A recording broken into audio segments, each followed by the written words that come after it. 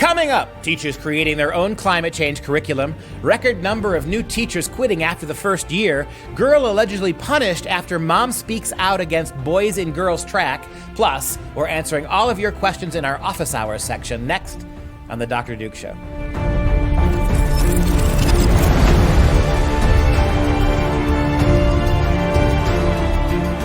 Howdy doody to everyone out there in the Dr. Duke Show audience. I am Dr. Duke. She is Clarabelle the Clown. She is Katie. And every week, Katie and I cover those stories impacting K-12 classrooms and college campuses from around the world. Greetings to all of our listeners. And if you haven't done so already, please subscribe to the podcast on iTunes, SoundCloud, iHeartRadio, Spotify, and everywhere else you can get podcasts downloaded, and they are free of charge. In the last few months, we have seen our podcast numbers really begin to surge, and that's all thanks to you, and we appreciate it. So please help us continue to grow our numbers in the rankings by telling your friends.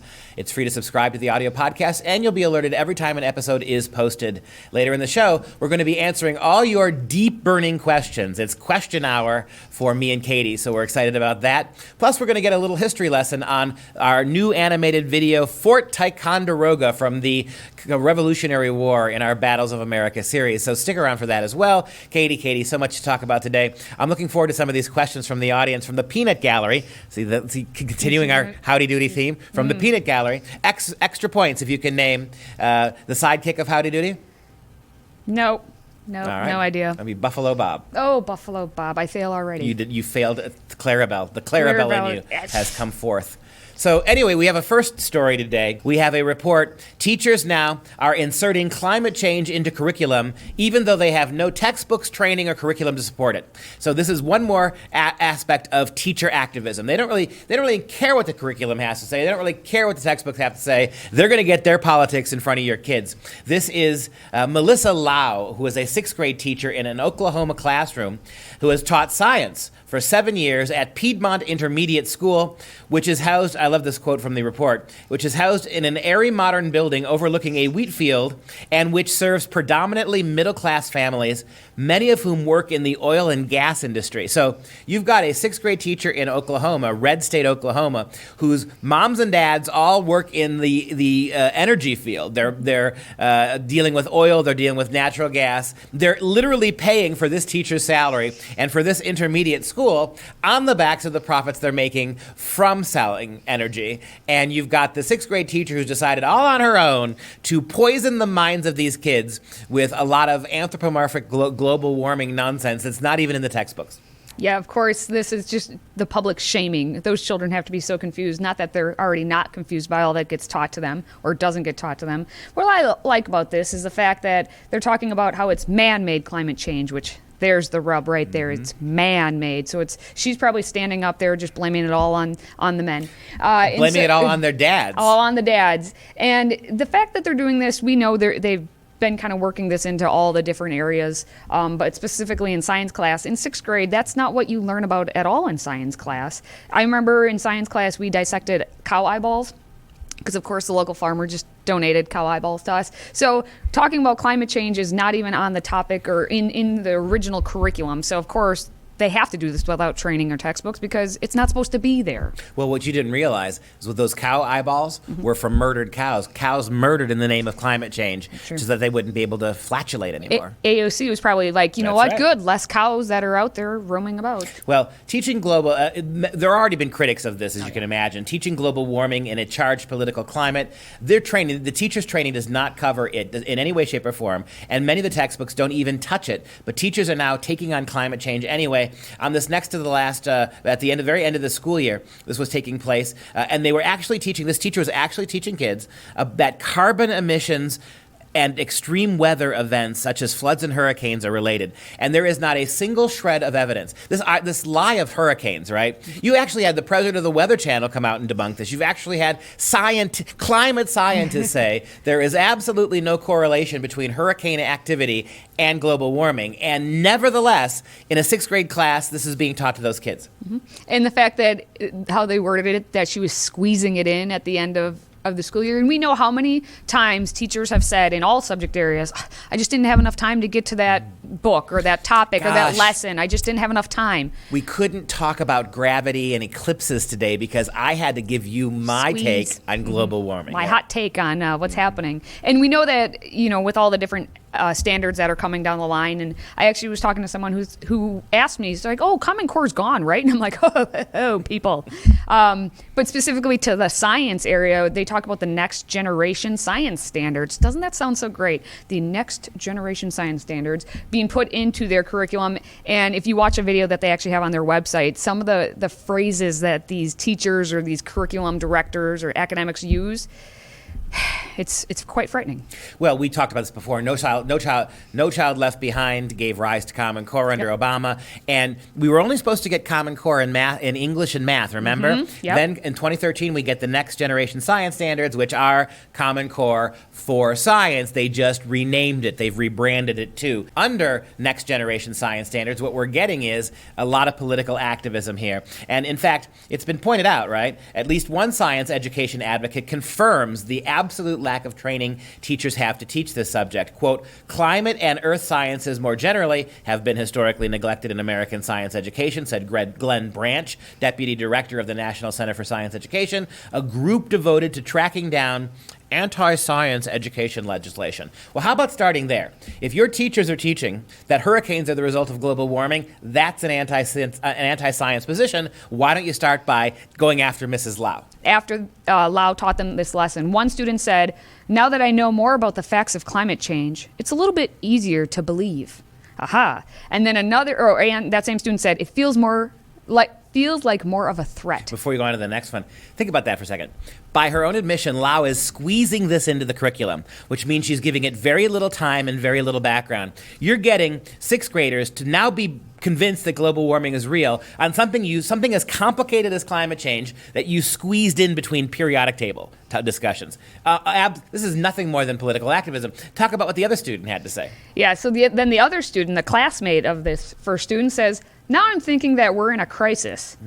And this student says he's a little angry because people should be more careful of what they are doing, what they are using. See how scientific that is? So scientific. Boy, he learned a lot in that science class. What you're doing and what you're using should be much more seriously monitored because my science teacher told me this. What a complete crock. And you know the real problem about this is not only do you have teachers like this who are slipping their agenda into every aspect of an already over-politicized curriculum, you have the reverse of this, right? Not only are they advocating for unscientific propositions in science classes, they are actually denying the Holocaust in others. Kooky conspiracy theories. You have a school principal in Florida who told a mother that, quote, not everyone believes the Holocaust happened, unquote. So therefore, we have to be careful if we teach it at all because there are different opinions about the Holocaust. So this actually happened at the Spanish River High School in Florida, and it was an email exchange. So it's in writing that this high school principal, William Latson, actually says, well, we can't, I don't want to force my opinions about the Holocaust onto others. So if you stop and even think about that, it's just hard to wrap your mind around. And this mother is anonymous. She wants to remain anonymous. But when she got this email from the principal, because she wrote an email just asking, how do you teach the Holocaust at the school? And when he came back, basically saying that, well, we have a variety of activities and stuff, but we don't want to force it upon anyone. She's like, wait, she even gave him the benefit of the doubt and thought maybe he miswrote. So she questioned back, and he, nope. So 6 million murdered Jews with gas camp footage and horrific Nuremberg trial testimony, that's an opinion, and we shouldn't force it on our kids. But hurricanes are the result of global warming. We're going to jam down their little gullets unapologetically. Welcome to modern American schooling. Yeah, so he actually, the principal doubled down, right? And he's been a principal, and they've been praising him for several years now as being such a great principal. But he actually wrote, not everyone believes the Holocaust happened. Okay? And you have your thoughts, but we are a public school, and not all of our parents have the same beliefs. What do you think would have happened if this principal said, not everyone believes in climate change. Not even all scientists believe in climate change. Therefore, we're not going to force our opinions on sixth grade students. I guarantee you, yes, go ahead. And he went on to say that as an educator, he had, quote, the role to be politically neutral, but support all groups in the school, end quote. Except, the irony of this is Boca Raton, right? Which has one of the highest populations of Jewish kids. So you're teaching Jewish kids, you're managing very carefully how the Holocaust is taught in a primarily Jewish district. How's that for being politically neutral? Yeah. Well, and the thing is, they claim then, well, we actually teach, we're one of the best schools in the area to teach about the Holocaust, and we go above and beyond. But the mom actually proposed 2 changes after this whole email exchange happened. She proposed that all 10th grade English students actually read the book Night, which is, a lot of people have read it. It's a classic Certainly Holocaust better than the crap they're reading memoir now. by Nobel laureate Elie Wiesel. And you'll, as an English professor, just cringe at this. Supposedly, up to this point, they had read passages from the book, not the whole book, but according to the mom, she asked her child, and they hadn't read any of the passages, so that was a lie as well. So they also wanted to have some assemblies for every grade level, bring in some speakers so the kids can actually be exposed to this. This were her proposals. Yeah. They didn't really happen. I don't know about that. But I have no problem reading Night. There are very few good books you can read that wouldn't be infinitely better than the crap they're learning now. And Night certainly is a worthy book for the kids to read. I don't know. This assembly BS. They go to way too many assemblies. Yeah, way too many assemblies, way too little classroom teaching, right? And look, they're more likely to get an assembly on hurricanes and global warming than they are the Holocaust. But again, the principal's doubling down on this, which is so frustrating. He happens to be African American too. And so there are certain, obviously, historically been tensions between Jewish people and African Americans, certainly over the last 30, 40 years. But the idea that an African American principal would take this kind of weird quasi-apolitical stance. In fact, he's being completely political and pretending not to be. That's what drives me nuts about the left. Their advocacy, their social justice education, their politics, their trannies in the kindergarten classroom, all of that's just done for information and educational purposes. Nothing political about it. But you're a Jewish mom who challenges this in a largely Jewish district, and then you're the one being political. And then if you are a teacher who actually does want to teach facts, or you want to, teach because that's what you went into the career for, you can just imagine why, after 1 year, we have so many of these teachers who went in with good intentions saying, forget this, I'm going somewhere else. We have a story actually coming out of the UK.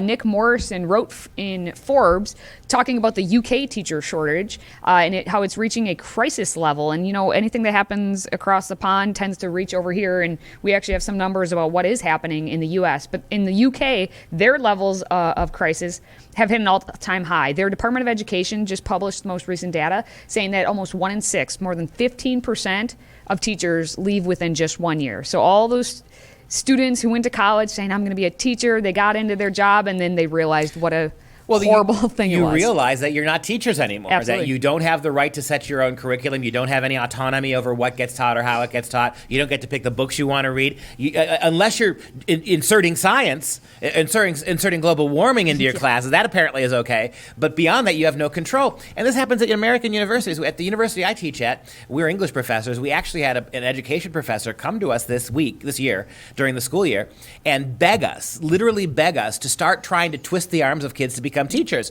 because something went down from like 27 to 5 graduates in a year. And I tell these kids all the time, smart kids, I tell them, why do you want to be a teacher in the public schools? What possible reason can you have? Do you understand how little autonomy that you have? And talk about your experiences, Katie. For instance, when you were studying to be a teacher, to get your degree in teaching from the same university I'm talking about here, how many of the classes that you took for your education degree were effectively the same stupid multicultural class? How much of your education to become a teacher was only about radical left-wing social justice identity politics? Yeah, it pretty much all boiled down to the same thing. And I think one time you had actually asked me and a couple of my friends, you were like, if you could reformulate the entire education program, could you do it in like one semester? And I said, absolutely. There's only not even a handful of classes from the education-related field that you would need to be able to be a teacher based on what they provide you. So I took the same class 4 different times. It was the same class with a different title, and I paid out money each and every time. And every time you had to pay for it, and it was all the same thing, beating into your head left-wing social justice ideology. Race, class, gender. Race, class, gender. That's all it was. And when you get there, and we saw that's what the New York superintendent of public schools is doing, if you're white or you're not completely rejecting whiteness as part of your teaching to second and third graders, you're not allowed on his team. All of this stuff. There's no reason to be. And what used to be a nice sinecure. Look, for all the griping about teachers not being paid that well, we're teachers, right? I get this. Would I like to make more money? Sure. But public school teachers have remarkable benefit packages. They have remarkable retirements. They have lots of free time during a day. They have lots of summer free time. The idea that our teachers are underpaid is just absurd. It's absolutely absurd. And yet, this comes back around on this. With that kind of cushy life where you don't have to necessarily have any expertise, you don't necessarily have to be terribly successful at what you do. Once you get locked into the system, you've got a union that's going to fight tooth and nail. You could be molesting kids in your third grade classroom, and they'll find a way for you to keep your teaching license. It's stunning. With all of those relative protections and comforts, fewer and fewer people are going into teaching, and a lot of these kids, what I've told them turns out to be, I have numerous kids who've emailed me after their first and second years, and they're over the last 10 years, they're done. They're done with it now. There's no amount of money you could pay these kids to go back into those environments where, on top of everything else, you're not even allowed to enforce discipline on the kids anymore. Yeah, you correct. get kids who are not paying attention, acting up, engaging in all sorts of violence, and you can't discipline them because they're always right. It's become a complete out of control circus. And who's presided over the circus that public education has become? Progressives. There's no, outside of Hollywood perhaps, there's no sphere in American life that has owned its milieu the way education is owned by liberals. I can't think of anything more. And yet you see the utter collapse and failure of public school models, all because social justice theory and radical progressivism has replaced real education. And so let's bring this back to, well, how does this look in the U.S.? Because in the U.K., we're saying almost 1 in 6 leave after 1 year, and actually 1 in 3. So 33% are gone within 5 years. Well, what does the U.S. look like? The most recent data we have from the 2017-18 school year, the Learning Policy Institute said we had a shortage of more than 110,000 teachers. And that's actually, some estimate that that's a low number. Now, we have the Economic Policy Institute. They have a graphic that you can see, and they estimate that by it looks like 2021-22 school year, basically in the next couple years here, that shortage is going to be more than 300,000 teachers that we're going to need. And so who's left? Who are we going to fill the classroom? Well, nationwide, we already have a third of the teachers who don't have an education background in the classroom. About 20% of the teachers have less than 5 years of teaching experience. 9% of those who are teaching currently don't have a normal state certification. So even we have this teacher shortage, but the ones we are calling teachers who are actually in the classroom, who are they? And when they talk about, when you talk about, oh, teachers don't get paid enough. Bernie just came out and said, what, 60,000? He said teachers should get 60,000. And again, I say, Bernie, why not 61,000? Why not 62,000? I mean, honestly, Bernie, might as well make it 625,000. Why not? Two things. First of all, non-teachers in the classroom, I think, is a good thing. If you can replace some of these government big college graduates of education departments, if you could replace them with actual accountants teaching math, or actual writers or editors teaching English, I'm all for that. Right? But it won't actually happen. It's like, oh, yeah, that's who we would actually want. That won't happen. Okay. And the other thing I would say, too, is, and you can back me up on this, getting a degree in English, despite the tendentious degree in education, despite the tendentious politics, is one of the easiest degrees you're ever going to get. Yeah. I mean, every university I've taught at, including this one, education is a bottom feeder, right? Oh, yeah. Most of my education students are kids who failed out of chemistry. They were going to be pre-med, or they bombed the poli-sci course. They thought they're going to be lawyers. So many of the kids in education are kids who are there because they couldn't do anything else, and because an education degree is one of the stupidest, easiest, least intellectual degrees you're ever going to get. And still, no one's going into the field. Yeah, and that's when we talk about the money issue and how we should be paying more to these teachers. Well, what's happening is, by this teacher shortage, it's averaging out to be filling this vacancy for these vacancies that we have cost $21,000, and that this annual turnover that's happening because these teachers are getting in there and saying, no way, Jose, I'm leaving, is costing $7.3 billion per year. And that was back in 2007. Mm-hmm. Now they're saying it's over $8 billion every single year that it's costing us. Yep. And my final thought on this is that with all of this stuff going on, I want to point out that with education majors, you get two things.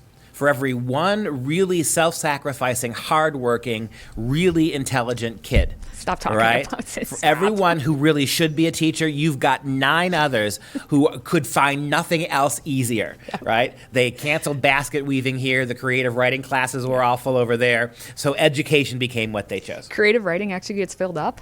Of course, because it's they write about their it's an English class where you don't have to read books. Read your feelings. You don't have to read books or serious books. Oh, yeah, that's true. And everything is free verse now. So it's not like there's rules anymore to being a creative writer. There used to be a time when creative writing meant you had to learn meter and scansion. To be a poet meant that they had to study form. Now you just kind of vomit forth on a page without any rules at all, any syntax, any grammar, any prosody, anything. And we call it art. I wrote a poem about a pumpkin. When I had to take, that was the one creative writing class I had to take. I was forced to take it. And what did you read in your pumpkin class? We other people's poems. Exactly. Instead of reading books in a creative writing course, you're reading the sludge poetry of the education major sitting next to you. We didn't read any other actual published poets. It was all your peers. It was all about your peers. It was so good. I got an A, don't you worry. Anyway, let's move on to a high school.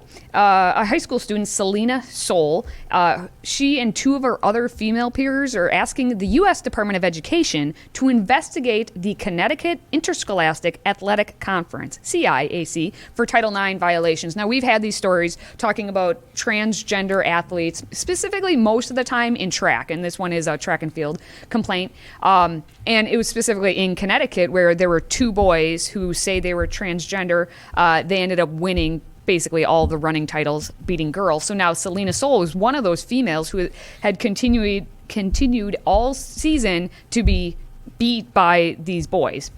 Now, according to their Title IX complaint, it was filed in mid-June by the Alliance Defending Freedom, CIAC, CX, new policy allows boys who are made in every biological and physiological respect, including unaltered male hormone levels and musculature, to compete in girls' athletic competitions if they claim a female gender identity.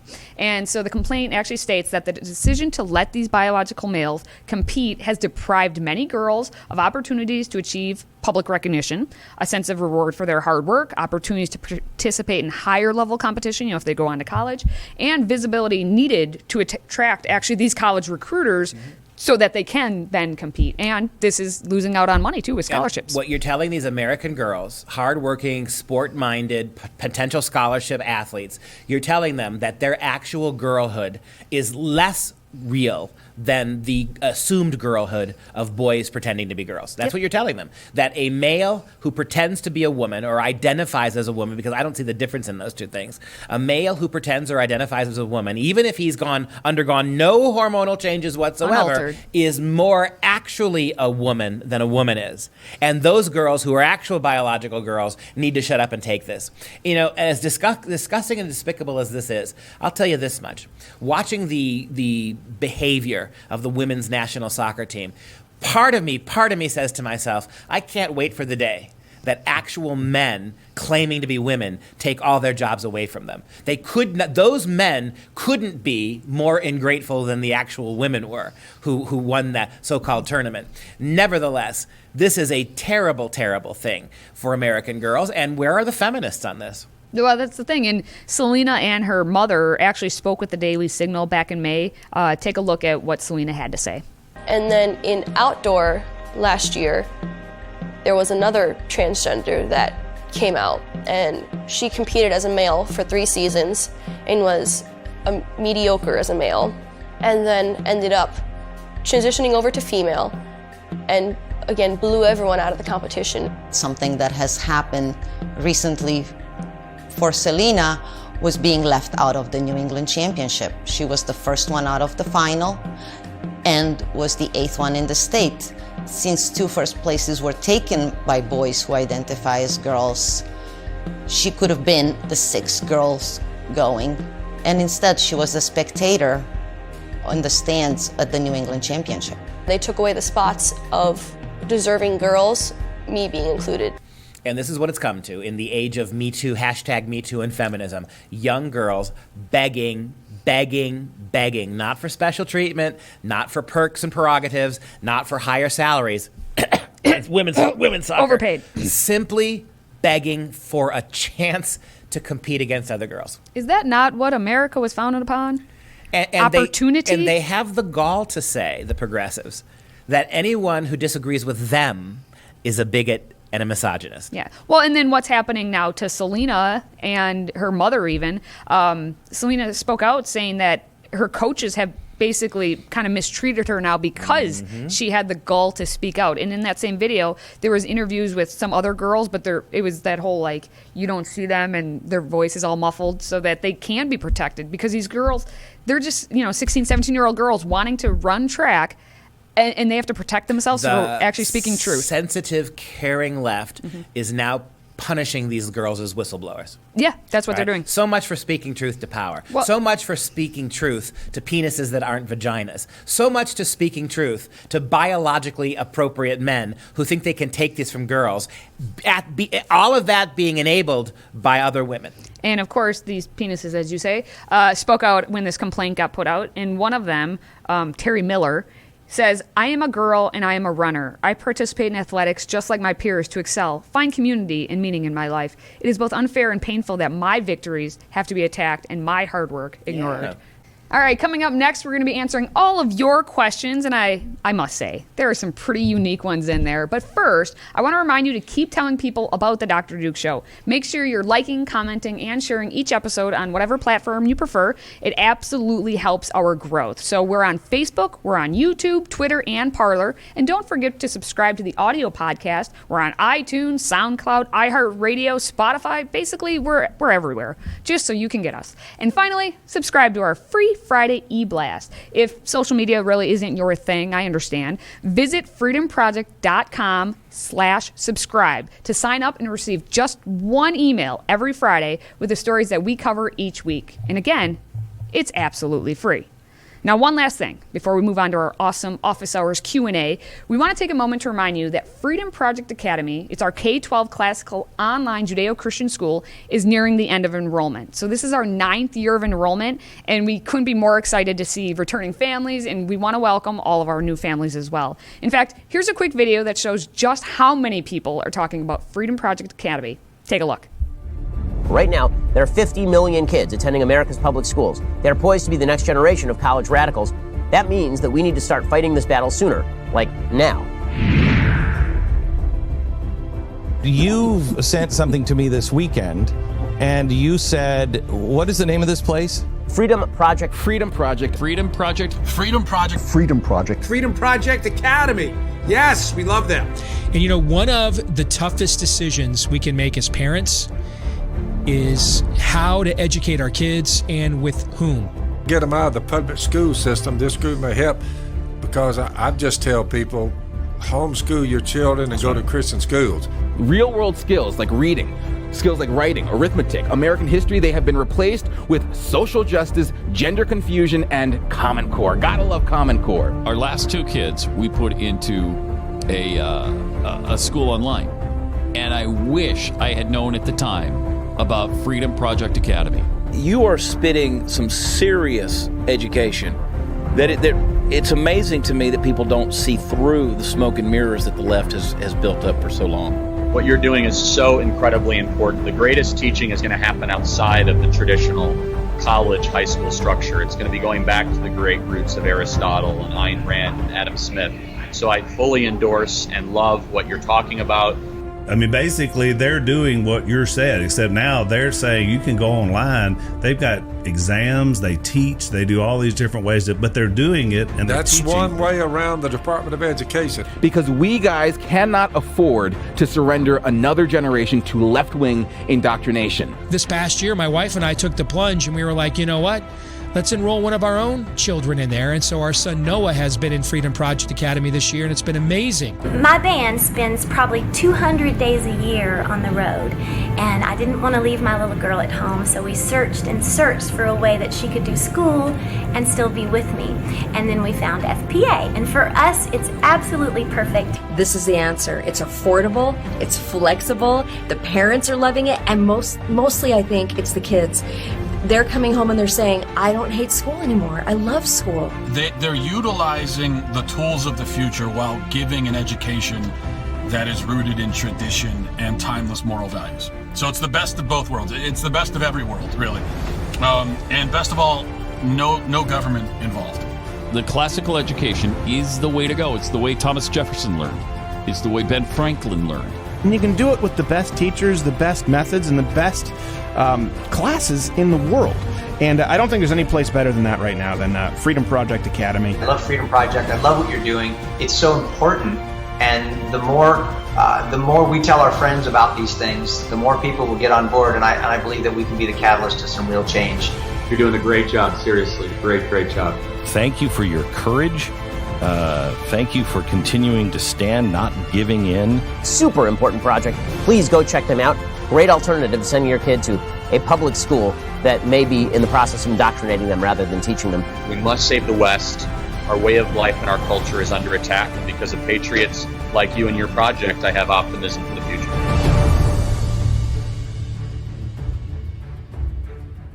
And a special thanks to the people who commented on us in that video, from Ben Shapiro, Glenn Beck, Dan Bongino, John Miller, Phil Robertson from Duck Dynasty, Charlie Kirk, Chad Prather, Stephen Crowder, Kirk Cameron, and many, many more for supporting Freedom Project Academy. It's incredible to see how far we've come in 9 short years. So again, enrollment for FPA ends Friday, July 19th. That's next Friday, July 19th. Please consider doing that now. Visit our website, fpeusa.org. Take a look at our classes, teachers, sneak peek videos, and see if FPA is an education you want for your kids and grandkids. Every week we talk about the problems in schools, and this is one of the ways we're trying to fight back by providing a classical Christian education for kids, by offering an education that it both teaches students how to think and never what to think. Visit fpeusa.org to learn more about Freedom Project Academy. And now, the moment you've all been waiting for. It's time for Office Hours with Dr. Duke and me, Katie. So we decided, after all these questions that we get online a lot, like how can we respond to them, let's just, do a little Q&A, if you will. And we're calling it Office Hours because you're a professor and you really don't get anyone coming to your office hours. So this is basically your opportunity to make up for all the questions you don't receive. Little office hour trivia here. I've decided to have my office hours over in the cafe, a big cafe on campus, because I will not be in an office alone with an individual student because it's too easy for them to accuse you of things. I have mine, as you well know, I have my office in a cafe right next to the bathroom where people are flushing constantly so that no one can accuse me of anything without multiple witnesses. All right, well, let's get this rolling. We have a lot of questions. We're going to see how many we can get to in the short amount of time we have. So we're going to kick off with Michelle from Smyrna, Tennessee. She says, Dear Dr. Duke and Katie, I would love to hear about how you met and ended up working together. Well, you're implying we work together. That doesn't, okay. Also, who are your favorite authors? Well, to start, I teach Shakespeare routinely. And Shakespeare is the one class I teach. In Wisconsin, high school teachers are required to teach Shakespeare in their high school classrooms, which means as part of their education degree, English majors who want to teach high school have to take a course in Shakespeare. That's where I encounter education majors every semester. And they're pretty bleak lot a lot of the time. They're highly politicized. They don't know very much. We mentioned in an earlier segment that many of the education majors were kids who sort of failed at other aspects of the curriculum. But I had this one kid in class, and she wasn't a kid, she was a little bit older. She was about 4 foot tall, and all I could see above her desk chair was her chin, right? But every time I said something sarcastic, which is to say pretty much every hour of every class, she's one of the few people who got the sarcasm. So I found that interesting. And the more I read her journals and her work, the more I recognized that we had a kindred spirit here, not just somebody who understood what was happening to education and what was wrong with it, but somebody else who also understood that the whole premise underneath it, the political premise of education, was a disaster. And so we got to know each other pretty well that way. And by the time she had graduated, I figured she would be a perfect person to bring on board here at Freedom Project. Pay her a little bit of money, milk her for all she's worth. Pretty much. Right? And she's turned out to be Katie Petrick. Oh, That was like the nicest thing you've ever said. Yeah, no sarcasm. Here's my side of the story, which has plenty of sarcasm. So I knew I had to take Shakespeare. And I decided to do it in my final semester before student teaching because I was like, ugh, I don't want to take Shakespeare. Like I had it in high school and it was great and all, but at the college level, I figured the professor was going to be some like way out there person. So I had heard stories about this professor. Yeah, the guy who teaches it, he yells a lot, but he says some funny things. I said, okay, fine, I'll take it.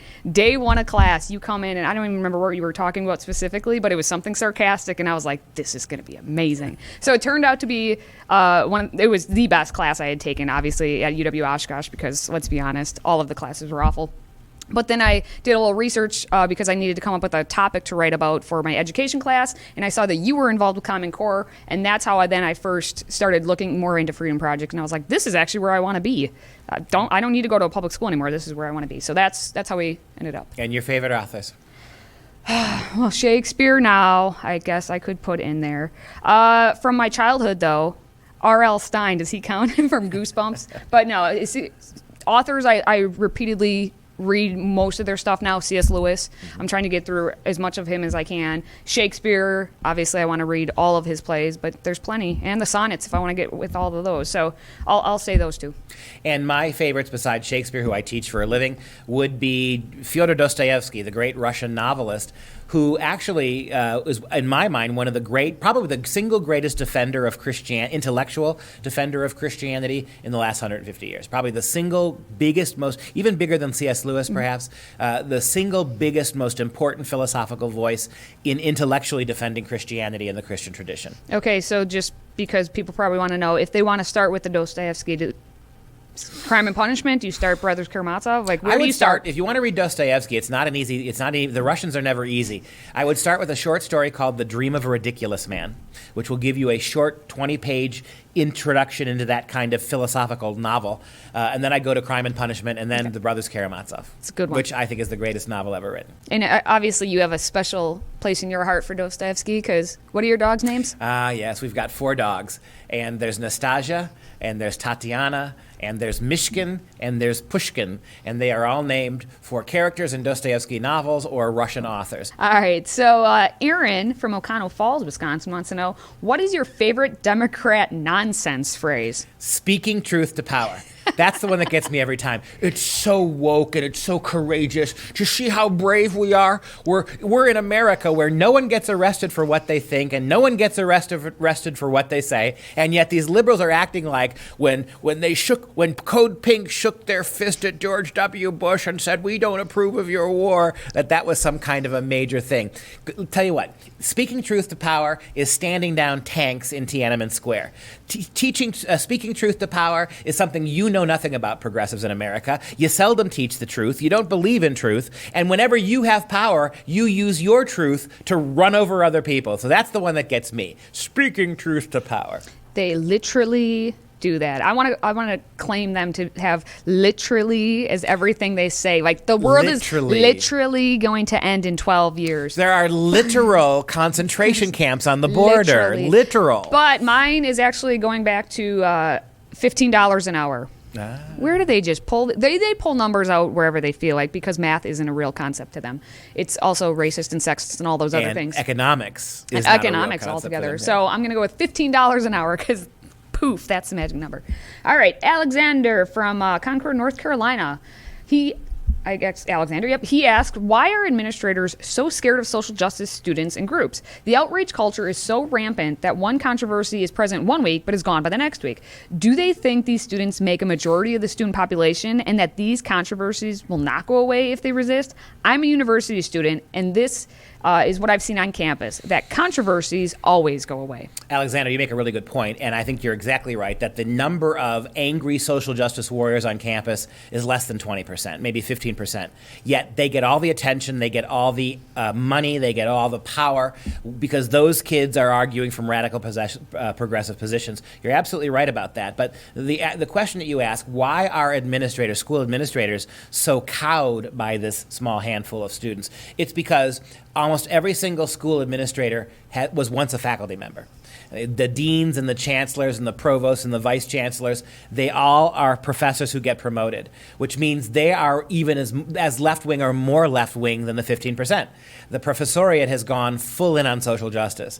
That's why they cater to the 15%. So it's not that you have a bunch of administrators who don't agree with the politics of the radicals. They are the radicals. And so that's why they're more than willing to give 15% a megaphone while taking 85% of relatively apolitical kids or conservative kids and ignoring them entirely. Yeah, if you want to do a good sociology project, that would probably fail you, Alexander, but just do it anyway. Go interview all your professors and administrators. Ask them if they've had a job outside of the university ever before, unless they were 16. But ever, once they got into college, if they have ever done anything outside. And the results probably aren't that shocking, but they speak truth to power. It's the definition of the bubble, isn't it? It is the bubble. All right. Henry asks, from Palmero, California, Henry asks, where did the love of Shakespeare come from? I was I believe the first person in my immediate family to ever go to college. And as such, that as often happens with first-generation kids going to college, they tend to go all the way, right? And I loved learning about things. When I got to college, I was taking all these different courses on Roman history, Renaissance painting, courses on medieval culture and history. And I just sort of fell in love with the ideas about it. And I asked myself, all right, I realize that if you're going to be a professor, you don't get to major in everything. Right? You can't be a professor of everything and teach Roman history one day and then teach medieval church history the next day and teach French politics. And they couldn't do that. Had to pick one area to study. And I asked myself, what's the one thing that would get boring the least? Who spoke to me about the human condition in a deeper, more lasting way than anybody else? Who, if I had to teach him for the next 30 years, would never bore me? And Shakespeare is the answer. And I've been teaching Shakespeare for 25 years, and he still does not bore. He does not disappoint. His insights are scary, and they're still profound. And the thing about Shakespeare is every 10 years you go back and read him, and I've noticed this. I've been reading Shakespeare for 40 years now. Every 10 years you go back and read him, and your own change of life circumstance makes you understand more things that you didn't understand. So when you read A Midsummer Night's Dream when you're in high school, you think it's wonderful and pretty and cute, and it's got some sweet poetry moments. When you read A Midsummer Night's Dream when you're in your 50s, you have a much greater perspective to understand what Shakespeare was trying to tell us about how ephemeral life and love is. Well, with King Lear, I think I'm anticipating, when I read King Lear, I had anticipated, thinking about, life and death and growing old and what that means and looking to the next generation, and that I'm wondering 20 years from now how I'm going to feel. That's going to be even more heartfelt. But obviously my love of Shakespeare came from your class. Moving on. Nancy from Cincinnati, Ohio wants to know, what is your favorite method of camping? And Nancy was kind enough to give us some options. Roughing it with a sleeping bag and a prayer. Roughing it but in a tent with 99% humidity. Camping in a pop-up, which is a tent-like experience but off the ground. Are you glamping in a trailer with a toilet and other luxuries of home? Or are you motorhome camping, where the cost of fuel, maintenance, and the rig itself will deplete your hard-earned savings within the first 2 years, but will create beautiful memories? Nancy, great question. Nancy, I hate to disappoint you, and don't hate me for what I'm about to say. I'm going to hate you. But the only fresh wood I want to be around is the panel in a library, the paneling. The only pine smell I want comes from a cardboard air freshener in my air-conditioned automobile. And the only crashing of white-capped water I want to see is the flush of my in-house toilet. I have no interest in camping. I've never been camping. I don't want to camp. As Sheldon Cooper said in The Big Bang Theory, if outside is so good, why has mankind spent 10,000 years perfecting inside? I don't want to be outside other than to walk back and forth to my car. And even that, you take the closest parking spot there is. And if I could get out of my car and hop on a moped to drive to the building, I'd like to see that I happen. would do that. I love nature in the abstract. Give me in my library a window that allows me to look out on bushes and stuff. That's it. And that also applies to yard work. The one luxury I afford myself, right? I don't have a lot of elaborate hobbies. I don't drink, not for moral reasons. I just don't like it. I don't drink. I don't party. I don't play sports. I don't go fishing. My perk is I pay somebody else to cut the grass and shovel the snow, so I don't have to be out there in it. Nancy, I will answer your question because unlike you, I go outside. I grew up in the pine trees, so I like going out into nature. Roughing it, but in a tent. I'm okay sleeping in a tent. I've done it many a time. Pretty much my house is the size of a tent anyway. Yep, so. You've got a little tiny house. You dress like a hobo. So, I mean, It works. being outdoors, right? It works for me. It's just natural for you. All right, moving on. Hope from Fond du Lac.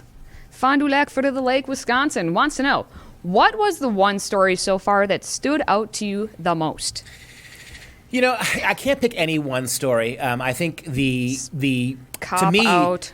To me, the stories, because we keep doing them every week, that are the most shocking and the most, in some ways, inhumane, is we talked about it in an earlier question, this relative small minority of kids who are the social justice warriors. Well, think about the incredibly, infinitesimally small number of kids who are actually transgendered or transsexual. And the ability that group has now to bully its way into every aspect of life and of education, how many, like these girls, right, are their freedoms and their opportunities are being compromised by this tiny, tiny, tiny minority. That's leftist culture, and to me, that's leftism in a nutshell, right? The loudest voices coming from the least representable people, getting most of what they want all the time at the expense of everybody else. Yeah, trying to figure out just one story because we've had 70-some. Who's copping out now? Oh, I'm picking one. Oh, you're picking one? I'm starting All right. and narrowing it down here. So to be able to pick one is difficult because we've had how many stories every single episode, and it just never ends. But instead of trying to pick one on the college kids themselves because they're just they've been trained up this way, or the children, I'm not going to pick the children. I'm going to pick the educators who are ruining their lives. So the one story that I remember was that principal in a Tennessee school who thought it would be a smart idea to have a funeral for a baby doll, which was supposed to represent their students' basically scores from the previous year. Like over half the school failed the math scores, like the math tests they had to take. And so that baby was supposed to represent like everything they're burying the stats or something like that. It was something about burying the old data and starting anew. And they thought it was a smart idea to actually have a funeral amongst the teachers on a Friday afternoon. And that was just quite representative of exactly what our administrators think is the way to go about education in America. Okay. Paula from Farmington, Maine says, my question to you guys is this. If we were to end up with a Democratic president, where do you see us as a country in 4 years? And she's speaking overall, not just within education. Do you think there's even a reverse button at this point? Well, I think we have a rare moment of clarity in American politics where one of the two political parties is stopped pretending that they care, right? The Democrat Party no longer pretends to be moderate and centrist and reasonable. They've gone full out bat crazy left, right? They've all told you they're socialists now. They've all claimed the mantle. They've told you that they want reproductive rights. They want mothers to be able to murder babies at any point in their pregnancy, including when they're giving birth. And if a baby survives an abortion, they want it to be starved to death. Every one of them. The Democrat Party has now said you cannot be pro-life and be a member of the Democrat Party. They have committed fully to open borders. Not one of them with Biden kind of, but now they're arguing whether or not it should even be a crime to cross borders illegally. Paula, we are at a point now where what they're telling you is what they will do. They are not pretending anymore. They can't go any farther left than they've already gone. So if a Democrat, one of this crop of Democrats wins, you know what you're going to get here. You're going to get confiscatory taxes, assuming the president has one or two houses of Congress, or they can make this work. What they want to do is what they're telling you they're going to do. And I don't think for the Democrat Party there is any reverse button now. There is no way. It doesn't matter how looming the cliff is. It doesn't matter how destructive it's going to be. They're going to keep charging farther and farther left. Moving on. Ryan from small town Illinois. What advice would you give to public school administrators who are trying to get out of the public school system? It's hard when you're making a decent salary and have put in a number of years towards retirement. Ryan, it's good that you know that the schools are corrupt. I'm a corrupt mess. I would never judge you or anybody else for sticking with it. I mean, as much as I despise university campuses, I stay a professor because it's missionary work. And so I guess what I would say to you is you shouldn't apologize for your career, and you shouldn't apologize for the fact that you have a career that's taking care of you and your family. You recognize the problem. I guess I would say to you is stay there. If that's what's best for you and your family and financially and the tenure that you've accrued there, stay there. But try to make small differences there. Better to make small differences there than to walk away from education altogether and do nothing. So I appreciate that, but don't feel guilty. I would, if I were you, what I try to do every day I'm on campus is do one thing to fight back against the progressive monolith. If you're doing one thing every day as a school administrator, to give one teacher a little more freedom to defend one student when she speaks her mind from the outrage mob, you're doing a lot, so keep doing it. Okay, follow-up question, because we get this question a lot. What about, I'm a teacher and I feel this is my mission in life. I want to teach. What advice could you give the teachers? I say have thick skin, right? Recognize that if you're a traditional teacher who wants to do it the right way, you're going to meet nothing but resistance. Turn your classroom into a site of resistance. When you close your classroom door, there are certain things you're going to have to say, certain lessons you're going to have to follow that are garbage. But give kids the other side too. Take a moment quietly to show them the other side. Yeah, if you're look, I believe that if God made teachers, right? God made people with the gift of teaching. If that's your gift, pursue it and have faith that he'll find a way for you. He always does. Every time I get fired from a university, or get booted from a university or leave a university, going on 7 times now, I look at the good Lord and say, okay, time for me to do something else. And he always finds me another teaching job. So it is biblical. It's in biblical. Romans. If it is to teach, then teach. That's right. So do it. All right. And finally, Mike from Pensacola, Florida wants to know, what is the most unique job you have ever had? Let's hear your story. Well, I got a master's degree and a PhD, and I never took out any loans for that. Ooh. So to do that, though, I worked. When getting my master's degree, I worked about 50 hours a week as a bartender in a sleazy dive bar where I was the cook, the bartender, and believe it or not, the bouncer. You wouldn't know to look at me now, but when I was 20 years old, I weighed 160 pounds, had really curly hair. Proof. I'll have to bring in my freshman year of college student ID. I'll do that so you can see what I had really kinky, curly Italian hair, and I had it long, right?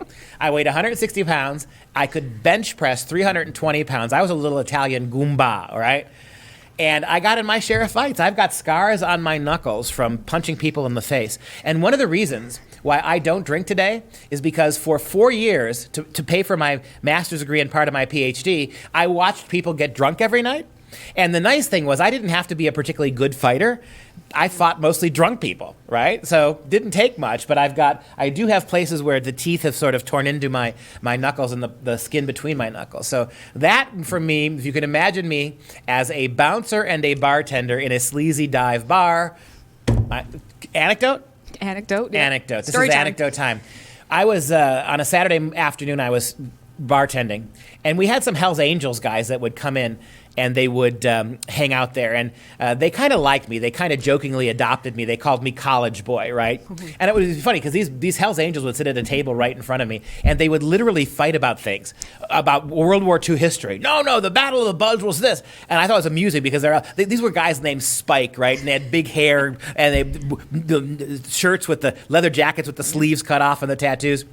And so I was teaching one day, and there was bartending, and there was a college basketball game on. And it was halftime, and one of the teams had a 30-point lead in a college basketball game. So I said, guys, I'm going to change this. This is ridiculous. Who wants to watch this? One of the Hells Angels says, no. Wait a second, college boy. He says, I'll make you a bet. So I'll make you a bet that the team that's losing comes back to win. And I'm thinking to myself, this is fantastic. All right, because 30 points is huge. And it was like a top 10 team versus a scrub team. So I said, you're on for a bet. At the end of the third quarter, the team that was winning by 30 points was still winning by like 29 points. And I started to mock the Hells Angels. And so the bet was he was going to pay me $100 if the team that was winning won. But if I lost, if the team came back, I had to get my ears pierced. Looking at your ear You know what holes. happened, right? You know what happened. In the fourth quarter, it was, I guess, the biggest comeback in NCAA history. I lost. The next morning, Sunday morning, I was picked up on the back of a motorcycle, and I was driven not to the piercing pagoda at the mall. I was taken to a head shop where they sell marijuana paraphernalia, and you could smell the marijuana they were smoking.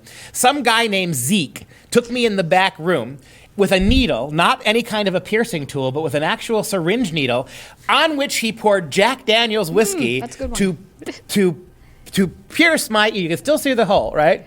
And I got a dangly skull and crossbones earring in my ear that I had to wear for a month. And do you know what the kick in the pants was?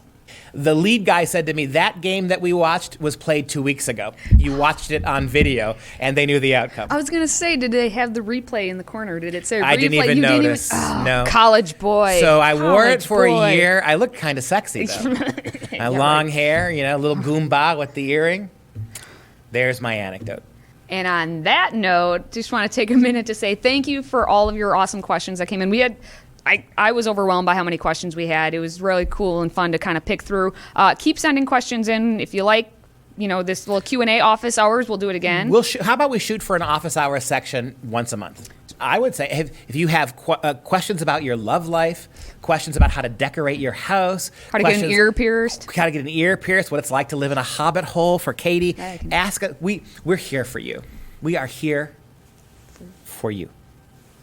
All right, we're going to wrap up today's show with some real education, and today we're taking a look at our award-winning series, The Battles of America. So let's step back to the year 1775 to learn about Fort Ticonderoga. Roll it. Battles of America, Ticonderoga. On April 19, 1775, the battles of Lexington and Concord ended. The colonials followed the British back to Boston and laid siege on the city with a low supply of cannons, firearms, and artillery. All things that Fort Ticonderoga had in ample supply. The fort was located about 200 miles northwest on the shores of Lake Champlain, but was unfortunately controlled by the British. Fort Ticonderoga was built to control the waterways between Canada and the Hudson River Valley. In the 1763 Treaty of Paris, however, the British gained full control of the North American territories, which rendered Ticonderoga strategically unimportant to them. The fort was now used to store weapons and ammunition with very minimal protection. Benedict Arnold, a militia captain who was familiar with the condition of the fort, gained approval to conduct a secret mission to overtake Ticonderoga and ship any useful ammunition back to the American Continental Army. While recruiting the necessary men in Massachusetts, he learned that Ethan Allen, leading the Green Mountain Boys, was already on his way north. When they met, they argued over who was going to lead the attack, but eventually compromised and agreed to attack together. At dawn on May 10, 1775, Benedict Arnold and Ethan Allen began their attack on Fort Ticonderoga. They quietly crossed the waters of Lake Champlain and swiftly crept up the hill to the base of the fort. To their amazement, the door was left wide open, where only one sleeping guard was on duty. Upon waking, the guard tried to take a shot, but his musket malfunctioned and he ran away. Arnold and Allen swiftly infiltrated the fort, and the sleeping British soldiers awoke to gunpoint and were forced to relinquish their arms. Lieutenant Jocelyn Feltham demanded to know on whose authority the fort was being entered, to which Ethan Allen replied, "In the name of the great Jehovah and the Continental Congress." Shortly after, British Captain William de Laplace surrendered his sword. Arnold and Allen had successfully taken over the fort without ever firing a shot. With the capture of Ticonderoga, Henry Knox was able to successfully transport the much-needed armaments back to Boston, where the Continental Army, just 2 months later, triumphed over the British and forced their evacuation. Without Ticonderoga, the Continental Army would have most undoubtedly lost the siege. And there's your history lesson for the week. As always, help us keep this show growing by smashing that like button and sharing the episode. And don't forget to subscribe to the Dr. Duke Show audio podcast and leave us the precious 5-star review and a few nice comments about the show. Or if you need any advice on getting your ear pierced. We love hearing happy things, so if you can just take 30 seconds, leave us a nice little review on the podcast, it would be super duper awesome. And that does it for us on this week on the Dr. Duke Show. If you like what you heard, please share the video with your friends. Next week, we'll be back with a whole new crop of stories. Plus, we're going to be unveiling a brand new episode of our award-winning Heroes of the West series with the one and only Madame Curie. We had a lot of fun putting this one together. Thank you for submitting your questions. For Freedom Project, I'm Dr. Duke, she's Katie, and we'll see you next time with the irradiated Madame Curie.